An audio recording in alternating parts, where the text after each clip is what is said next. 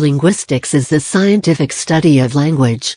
There are three aspects to this study: language form, language meaning, and language and context.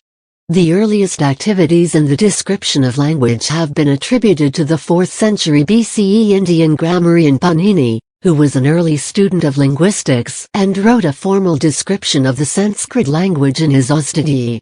Linguistics analyzes human language as a system for relating sounds or signs in signed languages and meaning. Phonetics studies acoustic and articulatory properties of the production and perception of speech sounds and non-speech sounds. The study of language meaning, on the other hand, deals with how languages encode relations between entities, properties, and other aspects of the world to convey, process, and assign meaning, as well as to manage and resolve ambiguity. While the study of semantics typically concerns itself with truth conditions, pragmatics deals with how context influences meanings. Grammar is a system of rules which govern the form of the utterances in a given language.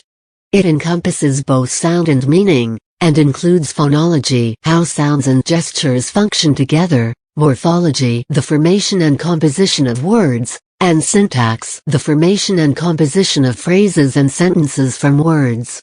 In the early 20th century, Ferdinand de Saussure distinguished between the notions of Lang and parole in his formulation of structural linguistics. According to him, parole is the specific utterance of speech, whereas Lang refers to an abstract phenomenon that theoretically defines the principles and system of rules that govern a language. This distinction resembles the one made by Noam Chomsky between competence and performance, where competence is individuals' ideal knowledge of a language, while performance is the specific way in which it is used. The formal study of language has also led to the growth of fields like psycholinguistics, which explores the representation and function of language in the mind; neurolinguistics, which studies language processing in the brain; and language acquisition, which investigates how children and adults acquire a particular language. Linguistics also includes non-formal approaches to the study of other aspects of human language, such as social, cultural, historical and political factors.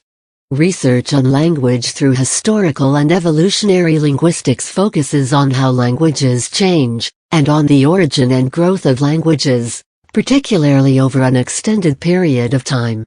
Corpus linguistics takes naturally occurring texts or films in signed languages as its primary object of analysis, and studies the variation of grammatical and other features based on such corpora. Stylistics involves the study of patterns of style, within written, signed, or spoken discourse.